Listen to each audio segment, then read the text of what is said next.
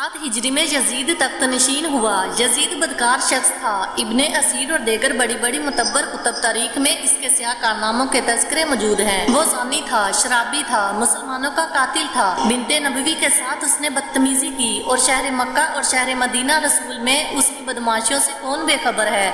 इसने शहर मक्का में बैठकर शराब पी और जब हजरत इमाम हुसैन रजी अल्लाह तआला अन्हा का गुज़र हुआ तो उसने एक जाम बढ़ाते हुए नवासा रसूल के सामने पेश किया और कहा कि इसको पी लो, कि कुरान ने ये नहीं कहा कि शराबियों के लिए खराबी है, बल्कि कुरान ने ये कहा कि नमाजियों के लिए खराबी है, लिहाजा ये शराब का जाम ले लीजिए और इसको नोश कर लीजिए। हजरत इमाम हुसैन रजी अल्लाह तआला अन्हा ने इनकार किया और आगे गुजर गए। उन्होंने यजीद की बदकारियों को अपनी आंखों के सामने देखा था। हजरत अब्दुल्ला फरमाते हैं कि हमने इस वक्त इस पर फरोज किया जब हमें यकीन हो गया कि उसकी बदकारियों की वजह से आसमान से कहीं पत्थर न बरसने लग जाएं। सिर्फ वाक़या करबला ही नहीं, उसने मदीना मुनव्वरा में 700 सहाबा को शहीद किया, 10,000 ताबीन को कत्ल किया और 300 नौजवान खवातीन की इज्जत लूटी। मक्का मुकरमा में यजीद ने खाना काबा पर सिंहबारी की। ये तारीखी हवाले हैं जो आपके सामने रख रही हूँ। हत्ता कि पूरा मताफ पत्थरों से भर गया, खाना काबा का गलाफ जल उठा। हजरत इस्माइल अलैहिस्सलाम के उसमें जो दुम्बा आया था उसके सींग खाना काबा की छत पर रखे गए थे,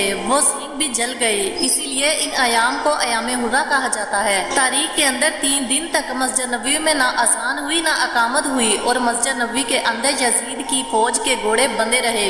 मिंबर रसूल की हरमत पामाल की गई। अब वो यजीद जब तख्त नशीन हुआ तो हजरत इमाम हुसैन रजी अल्लाह तआला अन्हा को वलीद बिन इतबा ने बुला कर कहा कि तुम यजीद के लिए बैत कर लो। तो हजरत इमाम हुसैन रजी अल्लाह तआला अन्हा ने 2 टोक कहा कि ये कैसे हो सकता है कि मैं इस जैसे जालिम शख्स के हाथ पर बैत करूं। आप ये कहकर पलटे तो मरवान बिन हाकम ने मशवरा दिया कि ये मौका जाने ना दो, अगर ये चले गए तो काबू पाना दोबारा मुश्किल होगा, लिहाजा अभी इनको कत्ल कर दिया जाए। ये हजरत इमाम हुसैन रजी अल्लाह तआला अन्हा के कानों में आवाज पड़ी। रवायत में आता है कि आपने उसी वक्त पीछे पलटकर न्याम से तलवार बाहर निकाली और हवा में लहराने लगे। मोहम्मदी शेर निकल आया और कहा, वलीद बिन इतबा, तू हमें नहीं जानता, हम कौन हैं? मैं हुसैन इब्ने अली इब्ने अबी तालिब हूँ। हमारे घर में कुरान उतरता रहा है और फरिश्ते हमारे घर आते रहे हैं। यजीद इब्ने माविया फासिक फाजरा, कातिल नफ्स और फासिक इंसान है, शराब पीता है। हुसैन तलवार की चोट पर यजीद की बैत से इनकार करता है। हजरत इमाम हुसैन रजी अल्लाह तआला अन्हा ने इनकार बैत की वजह बयान कर दी। आज ये प्रोपेगेंडा किया जाता है कि ये 2 शहजादों की जंग थी और ये इक़्तिदार के लिए सब कुछ हुआ। अगर ये बात होती तो तरमा बिन अद्दी जो हातम ताई का पोता था, जब आप मैदान करबला की तरफ बढ़ रहे थे, कह रहा था, हजूर आप मेरे पहाड़ों में आ जाइए और 5000 का लश्कर आपकी पुश्त पर रख दूंगा और आप जिधर भी बढ़ेंगे वो जानिसार करते हुए आपके पीछे होंगे और यजीद की हुकूमत के टुकड़े टुकड़े कर देंगे। हजरत इमाम हुसैन रजी अल्लाह तआला अन्हा ने तरमा बिन आदि बिन हातम की इस पेशकश को ठुकरा दिया और कहा, मैं तो किसी और काम के लिए जा रहा हूँ। यजीद के चेहरे से उस नकाब को नोचना था, इसके मकरू चेहरे को लोगों के सामने नंगा करके बतलाना था कि ये वो शख्स है जिसके बारे में मेरे महबूब और मेरे नाना ने खबर दी है कि बिन उमिया का एक जालिम शख्स मेरी सुन्नत को बदलेगा और वो सुन्नत को बदलने वाला यही शख्स है। ये यजीद की तरफ यही बदकारी का मरहला नहीं था। इसने करबला के मैदान में हजरत इमाम हुसैन रजी अल्लाह तआला अन्हा को और आपके खानदान को शहीद किया। जब मदीना मुनव्वरा पर यजीद ने मुस्लिम बिन उकबा को मुकर्रर किया, जिसको बुजुर्गों ने मुशर्रफ बिन उकबा कहा है,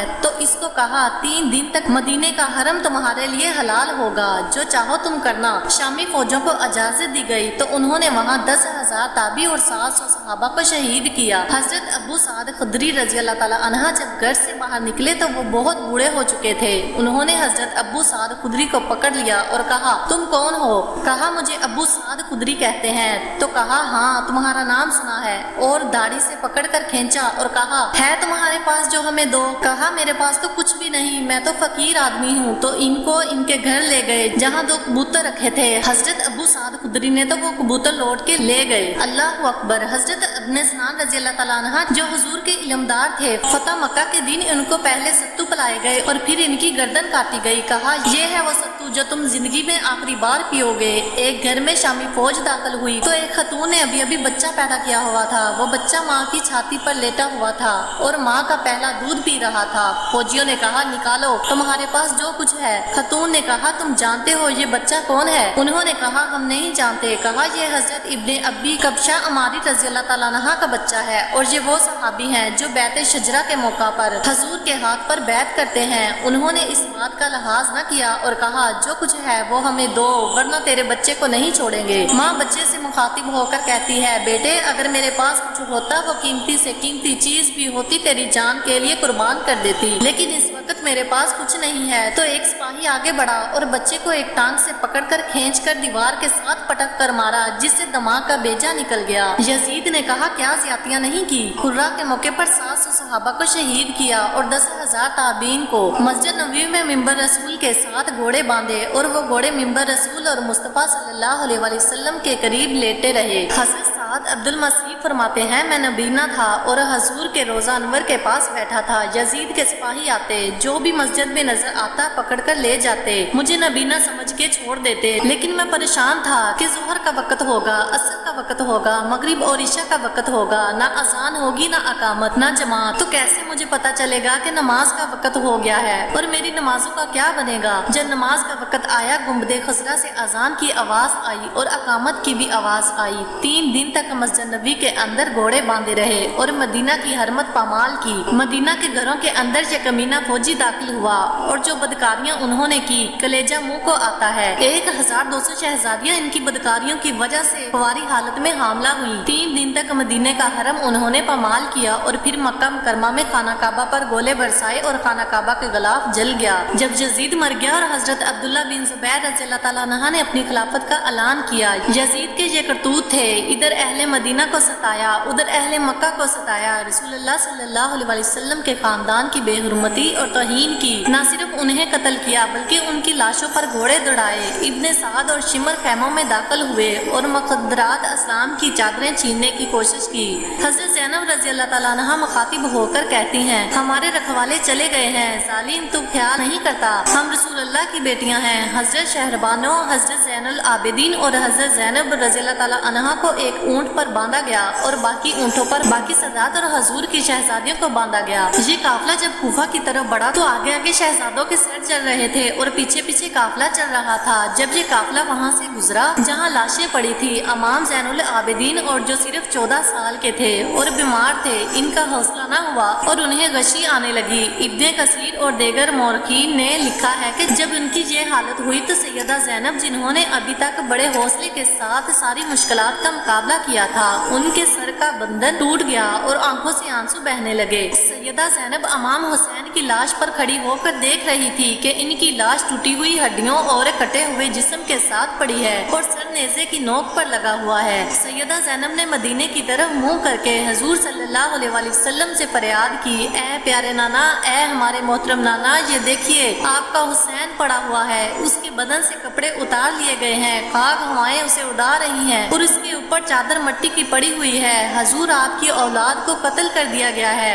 پھر انہوں نے کہا حضور دیکھیے آپ کی بیٹیوں کے ہاتھ باندھے گئے ہیں، اونٹوں پر کس دیا گیا ہے اور شہیدوں کے سر آگے آگے چل رہے ہیں۔ راستے میں ایک جگہ رات کو ان کو اتارا گیا، ایک خاتون آئی اور اس نے کچھ کھانا پیش کیا اور کہا کہ میں کبھی حضرت سیدہ فاطمہ الزہرا کی خدمت میں کرتی تھی، آج مجھے معلوم ہوا کہ آپ لوگ گزر رہے ہیں تو میں نے سوچا کہ اپنی مخادمہ کے خاندان کی خدمت کروں۔ اس وقت سیدہ زینب کی گود میں ایک 6-7 ماہ کی بچی تھی جسے زینب کہا کرتے تھے۔